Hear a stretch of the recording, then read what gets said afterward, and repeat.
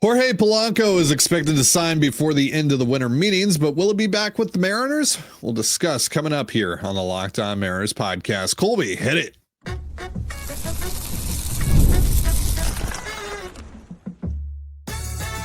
You are Locked On Mariners, your daily Seattle Mariners podcast, part of the Locked On Podcast Network, your team every day.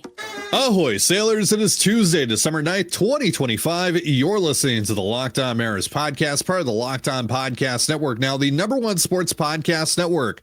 My name is Titan Gonzalez, and I'm joined as always by my co-host Colby Patnode. We're two lifelong Mariners fans who've been covering the team for over half a decade. And today we're going to push back Top 5 Tuesday so we can talk a little bit about what's come out of the winter meetings so far. We've got an update on Jorge Polanco, more reports about the Mariners and Ketel Marte. The Mariners are also looking for even more bullpen help after landing Jose Ferrer this past weekend. So we'll talk about all of that. And I guess I'll indulge Colby on this Padres stuff as well. But before we do all that, Calamezzo on. Yeah, I want to shout out our title sponsor today, FanDuel. If you want to be right in the middle of the action this season, visit FanDuel.com and place your NFL live bets all season long. And also on Top 5 Tuesday, I think the plan right now is for it to be tomorrow, but winter meetings are going on. Tomorrow's the final day of the winter meetings, so stuff could happen. Mariners might make a Rule 5 selection tomorrow, though I think we're probably recording before that. I don't know. We'll see. But we reserve the right to push it back even further to talk about more winter meeting stuff. Yeah. Yes, and keep in mind, today is the big day. Tomorrow, everybody leaves. It's pretty much just the Rule 5 draft. If you guys want some good Rule 5 content, you want to get geared up for that, TJ Stats has a great article. That's where I learned about the catchers that are available, not just Susac. Go check that out. And also our good buddy Aram just posted a little article about some Rule 5 guys, and I haven't read it yet, but I'm sure it's fantastic because he is. So yeah, if you guys are geared up for some Rule 5 madness, check those out. Yeah, so check that out over. But yeah, you can check that out over on Just Baseball. Shout out to Aram. So let's start here with Polo, Colby. So it was reported yesterday by Jesse Rogers of ESPN that Polanco is expected to sign before the end of the winter meeting. So maybe today, right? You talked about it. Like, this is kind of the big day. So maybe we'll be doing another episode tonight. Who knows? That'd be great. But right now it kind of seems like the Mariners and Polanco are a little far apart on where the Mariners are kind of standing right now and what Polanco and his agent are asking for. Adam Jude and Ryan Divish of the Seattle Times, they're down there at the winter meetings in Orlando. They reported last night that Polanco's agent, Ulysses Cabrera, who's also Julio's agent, I think that's important to note here, is trying to get Polo 3 guaranteed years, maybe even a 4th year. And the Mariners are pretty firm on giving him about 2 years with a vesting or mutual option for a 3rd year. Polo's also looking for, quote, more than $12 million. What does that actually mean? Is that $12.5 million? Is that $13 million? Who knows? But he's looking for about more than $12 million a year for about 3 guaranteed years, maybe 4 guaranteed years, or at least an option for a 4th year. And it just doesn't seem like the Mariners are comfortable doing that. So there's been some talk about them pivoting and all that. Maybe we'll get into that a little later on. But Colby, if it comes down to it, would you bite the bullet and just give Polo the 3rd guaranteed year?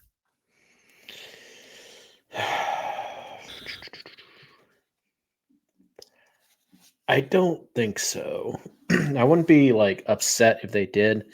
But you have to remember about Polo is that we can easily look at this and say 2024 is the outlier. And it is. I mean, you look at the career of Polanco, 2024 really stands out as a year where he just fell apart. Nothing worked. It happens. And every other year he's been very good, including last year. But you also have to look at it this guy's in his early, creeping up to his mid-30s.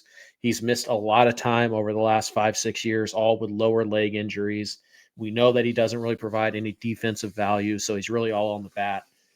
And I have some concerns. He's not a big bat speed guy either. So, there are some there are some concerns about how he might age. And again, when you stack up all the injuries that he's endured, it's more and more on top of the pile of like, man, you're really risking it with 3 guaranteed years. 4 is out of the question. I wouldn't even give him a 4th year option. Like, that's not happening. I think when we talked about this throughout our offseason plan, both on the Patreon show and here on Locked On, that anytime we've talked about Polo, we've been pretty clear that it's 2 years, maybe an option. And I think we were pretty close on the AAV. The article mentions that, the agent is looking for more than $12 million a year. Is that 12.1? Is that 18? I don't know. Yeah. But I think we were right in that ballpark of between, I think we were at 15 million AAV after buyout and all that. Like, Yeah. It was basically 2 and 30 guaranteed for him. Right. But like 2 million of that was a buyout. So it was 14 million AAV. Yeah. So I feel like what we came up with, what we proposed, that's pretty much as comfortable as I'm going. But there are some, concerning trends with Polanco, and I'm not so much concerned about the production that he'll give you over the next 2 or 3 years, but I am concerned about how often he'll be on the field and those nagging injuries might ultimately end up impacting his performance, especially in year 3. So I wouldn't be mad if they gave him the 3rd guaranteed year, but I think I'm holding pretty firm at 2 and an option, mostly because I don't think anybody else is going to be willing to give him 4. Yeah. So I think I'm holding firm with, and I don't know what the Mariners offer is. I think it's 2 and an option, and then. Well, that's what was essentially reported, was that they have an offer that's about 2 years plus an option. Mm. And I'm pretty sure that's from the Mariners. Now, the Pirates keep on striking out, but they keep on telling people how much money they offered these players, and it turns out they weren't even close on either of the players. So it doesn't seem like Polanco is just desperate enough to get as much money as possible that he would actually go to Pittsburgh. It was reported this morning by Ken Rosenthal on The Athletic towards the end of his winter meetings notes article that he put out this morning that Polanco, according to sources close to him, prefers comfort in winning, which we already knew. We've talked about this, but that being reiterated on a national scale. And so it doesn't seem like he's just going to jump at the best offer. We also have heard that, the Yankees and the Red Sox have shown interest, but also those teams kind of seem like they have bigger fish to fry right now. So like the Red Sox are, meeting with Pete Alonso this week, I think. And and that would also impact their interest in Marte rumors. Yeah. And also the Pete Alonso thing would theoretically impact their interest in Polanco as well. So Yankees more focused on Bellinger, not Kyle Tucker, which, okay. Because Bellinger's a better fit, you see. It's also weird that they're interested in Bellinger, not Tucker, blah, blah, blah, blah, after Cashman was like, we're too left-handed the other day. So I don't know. So whatever. I don't know that Polo would. Something about Polanco in New York or Boston doesn't really seem like his type of, scene, but who knows? We know Polo really does value feeling comfortable and all that, which is why, or, pretty decent part of the reason why he came back to Seattle even after the bad year he had, and why, decent part of the reason why he struggled going from Minnesota to Seattle. He's very comfortable. He wants to be comfortable where he's going to work every day. And there's an adjustment period there. And does Polo want to take that shot? If he's only going to get a 2-year contract, probably not. The Polo thing is interesting. Again, all indications seem to point to him signing today or tomorrow. Yeah. Now, we don't know that for sure. It's mostly just speculation. But the fact that we think he's pretty close to signing and that the agent is out here publicly stating this is what he wants, come give it to me, kind of makes me seem like they're circling. They understand what their options are. They feel like they know who the best offer is. And this is the last kind of ditch before we re-sign with Seattle. We're going to put it out there and see if anybody wants to jump Seattle's offer. And maybe they do again. I would say there's a 0% chance the Mariners are going for a 4th year. I would say the odds that they give them a 3rd-year option, 35, 40%. I think ultimately it's 2 years is what the Mariners offer. I think there will be an option. I think there will be an option. Yeah. But I think I think it will be an advantageous option for the Mariners, though. Yeah. Oh, yeah. So it's like a vesting option where, like, he has to crush it in order for it to vest. Yeah. Right. He has like to play really high bar. He has to play like 260 combined games over the 2 years, or he's got to have like 1,100 plate appearances over the 2 years, or something like that. Or, one thing that might be impacting Polo's market and why we're kind of seeing this, what typically is seen as an act of desperation from the agent to publicly leak, how much money you're looking for and all that.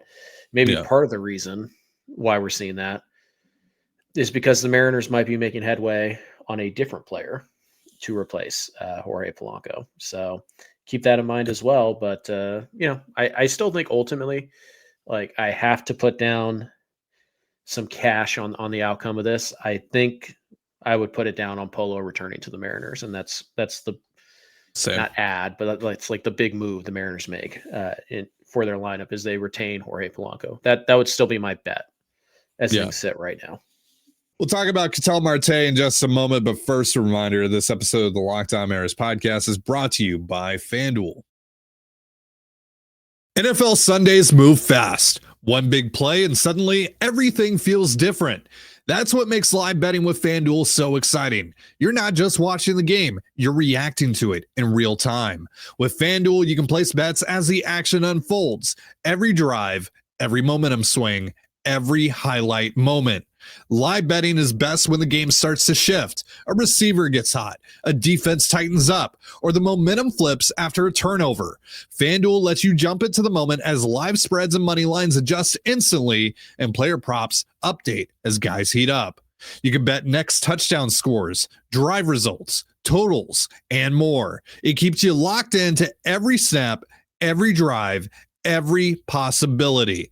So if you want to be right in the middle of the action this season, visit FanDuel.com and place your NFL live bets all season long. FanDuel, the game moves fast, and so can you. And you're listening to the Locked On Mariners podcast, part of the Locked On Podcast Network, your team every day. Thank you so much for making us your first listen for all things Mariners. And also thank you for making Locked On the #1 sports podcast network. You already live your team every day. Now take it up a level and go ad free. Join the Everydayer Club today and get Locked On Mariners with no interruptions, members only Discord access, and more, all for just $5 a month or $50 a year. Go to lockedonmariners.supercast.com or check the link in the show notes to learn more. All right, so the Catel Marte stuff still going, Colby. There's been, little reports here and there that, the Mariners are a team to watch. The Mariners have talked to the Diamondbacks about Marte. Even Adam Jude and Ryan Divish have reported this. That's happened. So it's happened. The Mariners have talked to Catel Marte. They have talked to the Arizona Diamondbacks about Catel Marte. To what degree? Who knows? Who knows? Yeah. But it has been reported that the cost right now, the ask from the Diamondbacks is high, and they would like some starting pitching help. And as we've talked about in the past, the Mariners don't really have that to offer in terms of guys that are like on the doorstep, could pitch in a major league rotation tomorrow. That would actually because there's Logan Evans and Emerson. Roster. Yeah. Like there's Logan Evans and Emerson Hancock, but that's not who we're talking about here. Kate Anderson was further along. Then sure. If Ryan Sloan was further along, then sure. If Durangelo St. was further along, then sure. But those guys might be too far off, even though they still, like, at least two of those three might make their debut in 2026. They still might be too far off for the Diamondbacks liking. Yeah. Which I don't know why they would care about that, because they're not going to be competitive in 2026, especially if they trade Catel Marte, but whatever. So that complicates things.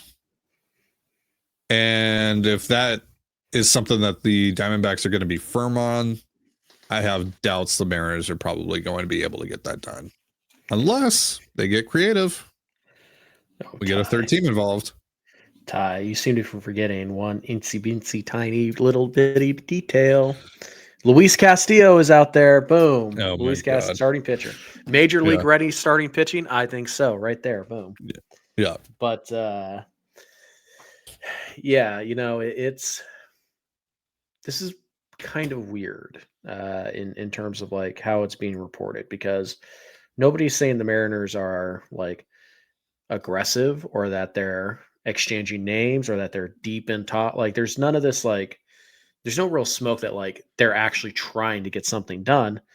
But you can't find mention of Catel Marte without the Mariners being one of the teams listed as interested or Yeah. whatnot. And just in one 12-ish hour period, we had Heyman, and then we had Morosi, and then we had Jude and Divish all say like, yeah, the Mariners, Yeah. and to varying degrees, right? It was just, well, the Mariners are a fit. And then Morosi said, the Mariners are a team to watch or whatever. And then Adam Jude and Ryan Divish said, the Mariners are doing some work on this, blah, blah, blah. And it's just kind and of, that they would what was the quote that they used from someone from the Mariners said that they're not opposed to doing something big at the something winter big. meeting. And that's what led to the article, right. And led to them talking about Catel Marte. So Right. Something big might not mean Catel Marte. Fernando Tatis Jr. Boom. But it's one of those things where it's like there's just a lot of like smoke around this idea, and it's again, typically when there's smoke, there's fire. And remember, by the way, not just from the Mariners side of things. When you look at the Diamondbacks side of things, they went from we're not interested in trading Catel Marte to like, well, I mean, we'll listen on anybody, but we're not making calls to like, we'd really like to get some major league starting pitching for Catel Marte. So the Diamondbacks very clearly are looking to trade Catel Marte. So, they're trending towards trading Marte, which I think we knew was a real possibility a few weeks ago. It's just the Diamondbacks have slow played it. And think about how the Diamondbacks did this with, Geno Suarez and Josh Naylor. Well, we want a top 100 prospect. Well, we want somebody major league ready. Well, we want and then all of a sudden it turns out it's like, oh, it only costs a couple relief prospects and Tyler Locklear to get both of these guys.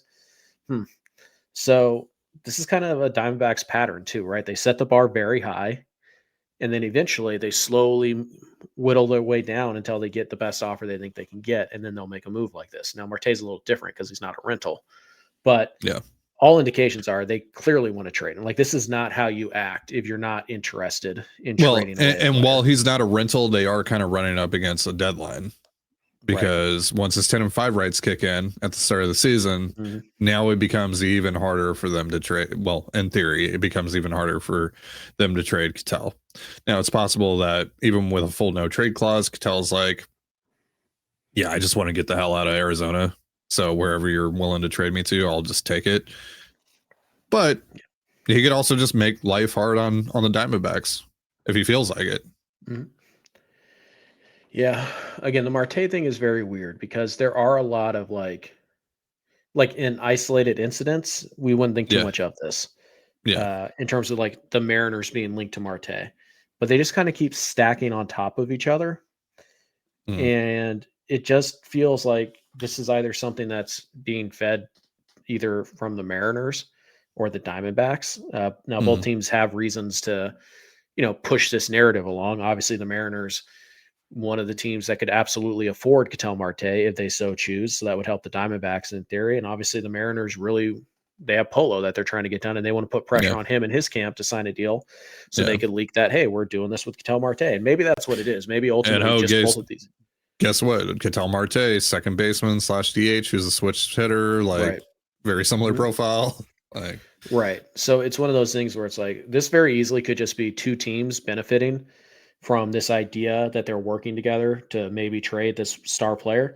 And so they're not going to come out and squash it, right? There's no reason for them to step on it because it's benefiting them, both of them at the same time. That could just be what this is. Like, don't get me wrong, but there's just a lot of smoke around the idea here. And I think it's possible. I think it's highly unlikely. Like, if I had to guess where Marte is going to go, I think ultimately he's going to end up somewhere like Boston, just because they have Tolley, they have Early, they have the young pitching that the Diamondbacks apparently want. Those guys are just half a year to a full year ahead of where Anderson and Senja are right now. So, is it possible? Could the Mariners maybe trade Bryce Miller in this deal and something else? Maybe, but then again, they have to go out and replace those guys. We talk about this all the time, and that's going to be tough to do. So Ultimately, I think Boston should probably be considered the favorite for Marte. But if Boston has their heart set on, Pete Alonso, and that's going to take a while, you just kind of start to run out of teams. And Toronto, maybe Toronto, but what are they going to trade you, Savage? Is Ricky Tiedemann really the guy that they're going to build a package around for? Like, you just kind of start to run out of these teams pretty quick. And Seattle has the means. They have the opportunity. They're in their window. It's just, do they have the specific package that the Diamondbacks are looking for?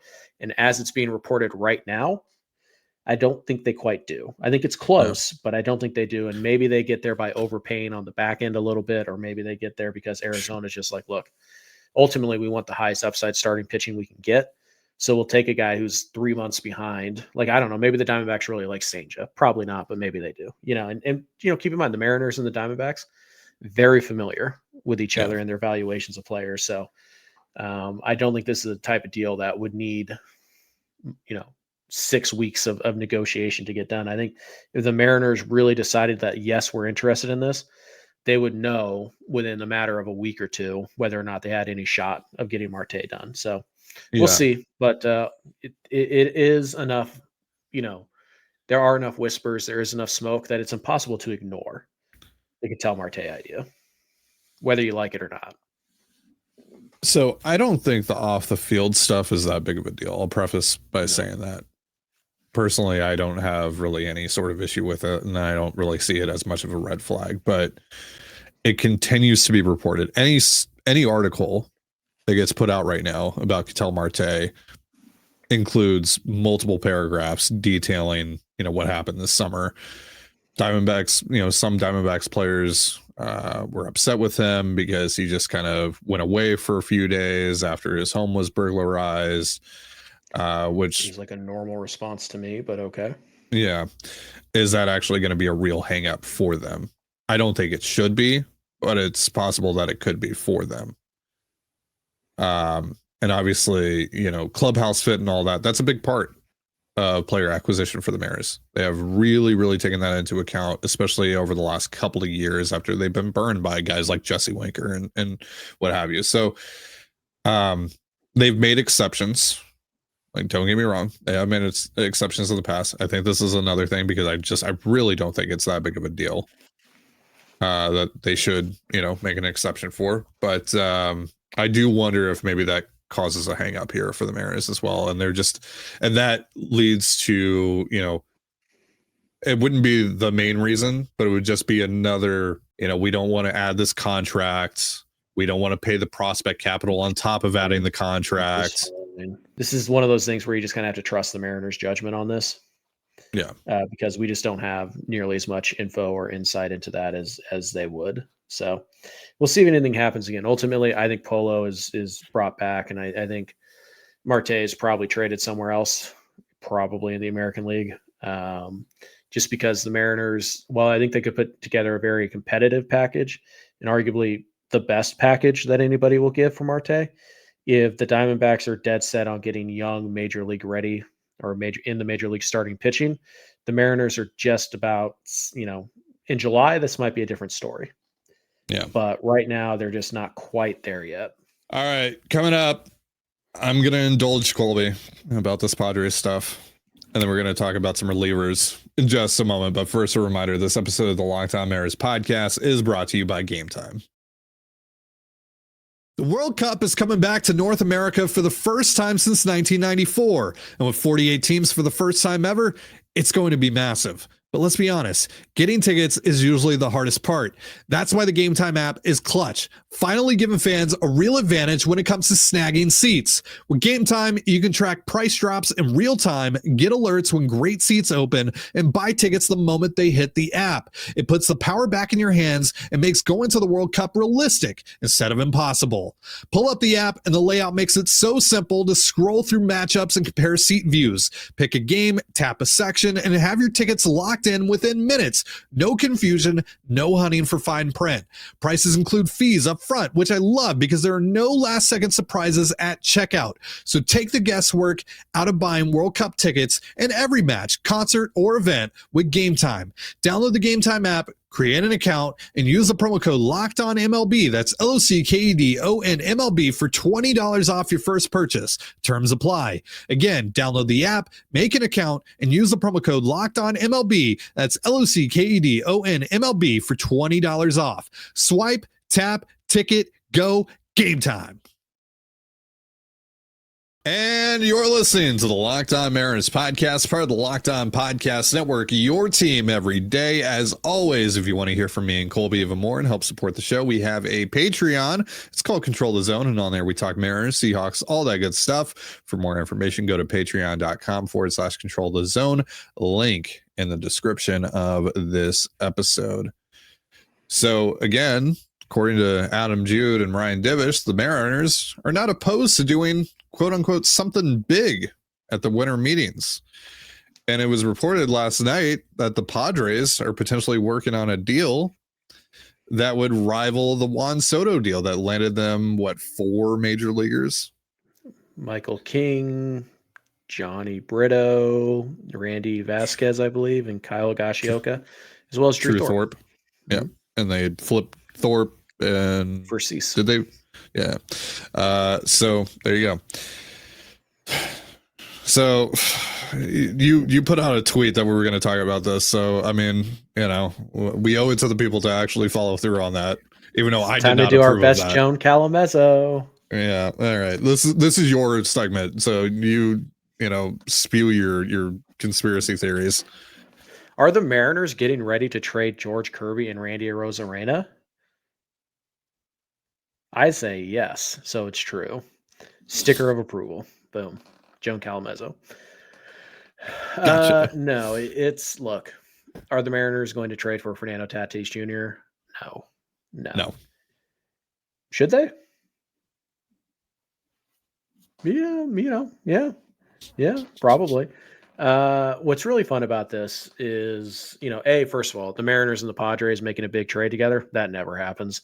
So you could just cross it off there. Now, to be fair, it hasn't happened for a while. Well, I mean, after Dipoto destroyed Preller. Preller finally, he's like, ugh. Preller finally wisened up. Yeah. Yeah. But yeah, I mean, you start to look at it and you go, okay, well, what player could rival such an acquisition? And you would think it's Tatis Jr. since he's making money, and we know the Padres want to, shed both, short-term and long-term salary off of their books.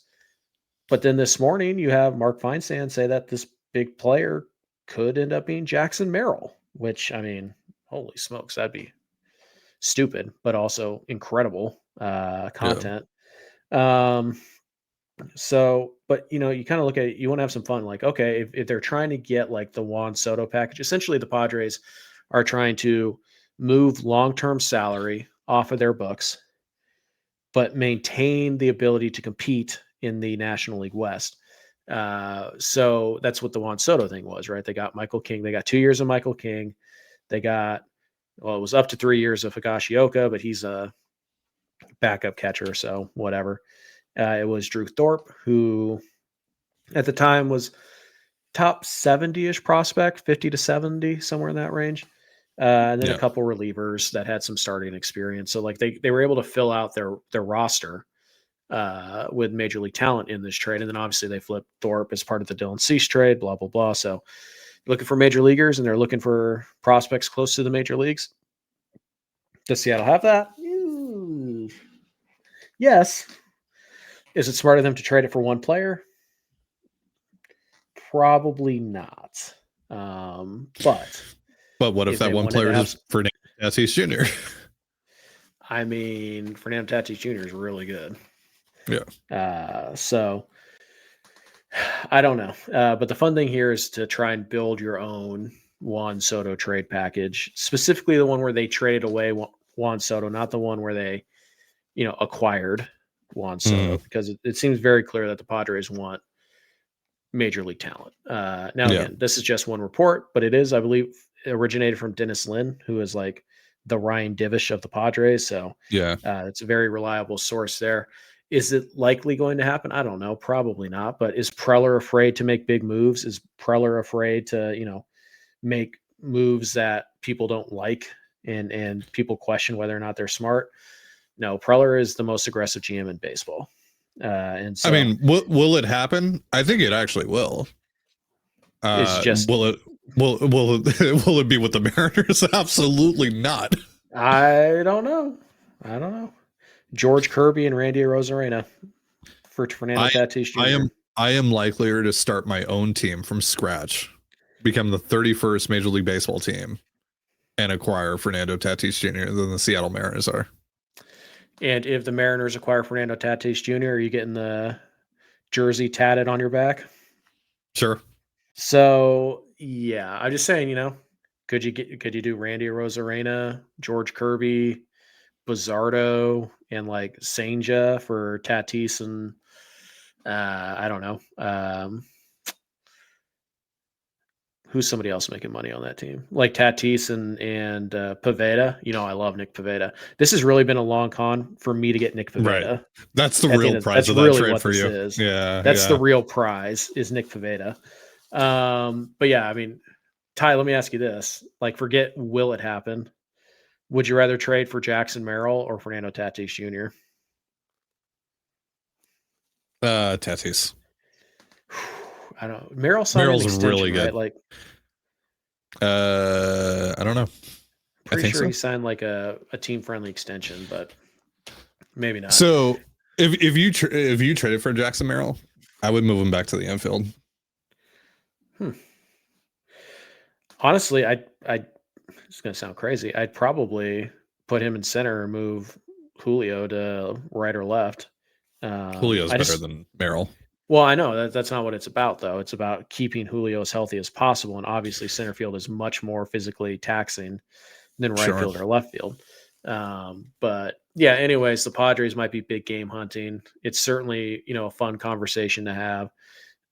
Is Tatis Jr. or Jackson Merrill likely to be Mariners? Of course not. They're most likely to be Padres next year by a mile. But Preller is crazy enough to do these things. We know he is. He traded all those prospects for a year and a half of Soto, and then he flipped Soto, and he got, Michael King, and he completely rebuilt his rotation out of that trade. And he is aggressive. He traded one of the best prospects in baseball for a reliever. I mean, it's one of those things where Preller will be aggressive. He will make moves like this. And the Padres are kind of in a situation where they're desperate enough to make moves like this because they know that they're in trouble financially. Yeah. But they're also not going to just wave the white flag and trade these guys for prospects. They want major league talent. So this is all, circling up to be something big. And I just hope, if you're trading for Fernando Tatis Jr., that ends up being what they're doing. I hope it's not to the Blue Jays or the Red Sox or the Rangers or something like that. Like, the Rangers, throw Jack Leiter out there, maybe Evan Carter or Wyatt Langford. I mean, things get dicey real fast, but it's fun to speculate. Let us know what your, Juan Soto-esque trade package would be for Fernando Tatis Jr. And just so you guys know, Logan Evans, he ain't doing nothing in this trade. I mean, as like a fourth piece, sure. Maybe a fifth piece. So thank you for wasting 8 minutes of my life and our listeners' lives. First of all, let's talk about something more real. Did you love that? Let us know in the comments below. Did you love that? When you see the number of Fernando Tatis Jr. Fan Fiction Friday trades we get, we'll see who's laughing. Yeah, that's what I'm scared of, actually. That's what I was worried about. You could have engaged more and given the people more answers, but you decided to just be Mr. Negative Nelly. Moving on. Jerry DiPoto talked about relievers last night at the winter meetings. The Mariners are still looking to add more bullpen help, even after adding Jose Ferrer, which was to be expected. Justin Hollander at the start of the offseason said that they would like to add 2 bullpen arms, one of them being a lefty. Well, there you go. They checked off that box with Ferrer. Jerry specifically mentioned veteran free agents. So what price point does that potentially land in? Who knows? Maybe that's something we'll explore a little bit more whenever I do my top 5 Tuesday, because I did land on reliever targets. So I talk about that a little bit more, but where would you like to see them go, especially if it's a free agent veteran reliever? Yeah, it's pretty interesting. The article pretty much exclusively made it sound like they're shopping in free agency for the second reliever. They're not really looking at the trade market. Now, obviously, we know they will, and they probably Yeah. have been as well. But yeah, it did seem to be a heavy um, indication that the second reliever is probably going to come out of free agency. And I think we kind of know what tier they're shopping at, because we know that, Phil Maton was a player that they went after, and he was in the $7-8 million bucket. So they're certainly not going to, I mean, obviously Diaz signed this morning for $23 million a year. They were never going to shop there. I kind of doubt they're shopping in the 12 to $15 million bucket, which I think would be the Pete Fairbanks, that type of realm. Maybe Luke Weaver is in that area as well. I kind of doubt they'd be shopping there. So I think it's the tier below that. I think it is the Shawn Armstrongs. I do think it is, it is the Phil Maton types. So I think Tyler Rogers is probably going to be a little too expensive, or is it Taylor? I always get them mixed up. It's Tyler. Taylor's the lefty. The lefty. Yeah. So I think he's probably going to be a little too expensive. He might get a third year, and I kind of doubt the Mariners are going to go 3 years on any reliever. So I think that probably eliminates Fairbanks as well, though. Maybe not. Again, the Rays are very good, and they just decided not to even try to trade Fairbanks at 1 year and $11 million. So maybe they know the value of Fairbanks better than we do. But yeah, I think it's not going to be the Fairbanks Weaver group. I think it's going to be the group below that. And I think the clue there is that Phil Maton was one of their targets, and he got 2 years at about $15 million. So yeah. So maybe like they're willing to go into like the 7 million per range. I think so. $7.5 million Give per. or take.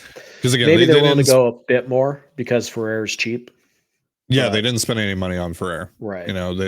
They checked off one of their biggest items on their to-do list without spending any money to do it. So yeah. And if let's say that they they lose out on Polanco and they end up pivoting into someone like Brendan Donovan, who's only projected to make like $5.4 million, like they could legit like go spend some money on a reliever if they wanted to. So yeah, like obviously that Edwin Diaz just signed, so obviously they're not going to do that or anything like that. Like they're not going to go after Robert Suarez, don't get me wrong, but maybe they would be willing to pay like 10 plus mil for a couple of years of Tyler Rogers or Pete Fairbanks. Mm-hmm. I think Weaver is the interesting guy to watch here. Yeah, they love him. I think they do. And not, again, I'm sure we'll get more in the weeds on names tomorrow, unless the Mariners do something that necessitates us pushing, and by the way, remember guys, no episode on Thursday. Yeah. But Weaver is interesting because he kind of throws straight over the top, which is unique from this bullpen, and he is forcing changeup as his two primary pitches, which is very unique from the rest of this bullpen. Is Weaver, going to get? He didn't have as good of a year in 25 as he did in 24, but still pretty good. Is he going to get 3 years at 12 to 15 million? Well, you're probably out, but is it possible he's drops down into the 2 and 18 to 20 range? Yeah, I think that's probably possible. And at that point, are the Mariners interested since they just, didn't have to spend money to get their other bullpen arm? Maybe. And also the kind of thing that was lingering out there at the beginning of the winter is, our team's interested in Weaver converting to the rotation again. And we haven't really heard any updates on that. So maybe it's just a no-go but I think Weaver is kind of the X factor there, just kind of floating around out there. Yeah. Behind him though, like Shawn Armstrong, guys that might land more in that Phil Maton range, maybe Finnegan. Is Finnegan healthy? Yeah. He was healthy in the DS. I don't know if anything happened during the DS, but Finnegan. Finnegan, Armstrong. I think it's that range. Yeah. And, again, like with someone like Armstrong or Weaver, the Mariners have had them before. So that they at least like them to a certain degree. I think they love Luke Weaver. I think they probably kick themselves over letting him go as early as they did, and watching him do what he wound up doing in New York. So yeah, but so yeah, keep an eye on those guys. But Yeah, it's possible they still might make a pretty significant add to the bullpen, which would be great. Like if they have 6 legit dudes, in their bullpen, varying from dude to dog to daddy even, that would be great. Yeah. I mean, the Mariners probably think they already have like 5 daddies. Mm-hmm. So I don't know. They're looking at a 6, but I'm telling you, they really only have 1 or 2. Sure. So someone, I think it was Claire in our comments the other day, said they need a dude to dog to daddy like ratio explained post haste. yeah, somebody had mentioned that scale on our Patreon, which is why we're using it. Yeah. I could do that. Munoz is a daddy. Mm-hmm. I would say Bizardo is a dog. Yeah. DAWG. And Vargas is a dude. Vargas is a dude, like capital D dude? Maybe a capital U dude. An umlaut dude? Sure, maybe. Maybe. I think Munoz and Brash are daddies. Like Spire is right on the verge of becoming a daddy, but I'll still go Spire's a daddy. No, Spire's a daddy. Okay, that's fine. I'm not objecting to that. Yeah. I think Bizardo, if he does what he did this year, next year, he's definitely going to be promoted to daddy. But right now, I'd say he's a dog. Ferrer. I think Ferrer is a dog. I think he's a dog. There's daddy upside there, but I think he's a dog. But I think he's like closer to dude, capital D dude, than daddy right now. But that can flip pretty quick. The stuff is definitely there to jump up a level. And then who else is in this bowl? I think Vargas is a dude. Hancock is lowercase everything, dude. Caleb Ferguson's not here anymore. Otherwise, he'd be a dude. You guys get it. Like, yeah, the daddy is who you want to come in and clean up the mess. The dog is somebody you trust, and he's going to battle through, and he's going to throw up a 0. And the dude is just kind of there, eat up some innings, not let things get too far out of hand. Trent Thornton was mostly a dude, capital D dude, though. So, even in our little scale, there's capital D dude and there's lowercase d dude. So, yeah. All right. Well, that is going to do it for our show. Thank you so much for joining us here on the Locked On Mariners podcast, part of the Locked On Podcast Network, your team every day. For Colby Patnode, I'm Titan Gonzalez. Be sure to give us a follow on Twitter at LO_Mariners. You can follow me at Titan Gonzalez and Colby at CPAT11. That's CPAT11. We're also on Blue Sky. You can follow me at TDG, Colby at MLB Colby, and the show at Locked On Mariners. You can also find us on Instagram at Locked On Mariners. Have yourself a beautiful baseball day, and we'll see you next time. Peace.